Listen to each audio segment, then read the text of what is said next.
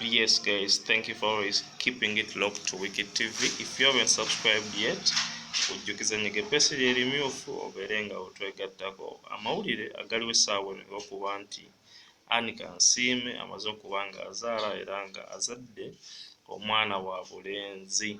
Yes, would like to congratulate her upon this achievement. Munnaawe si byangu.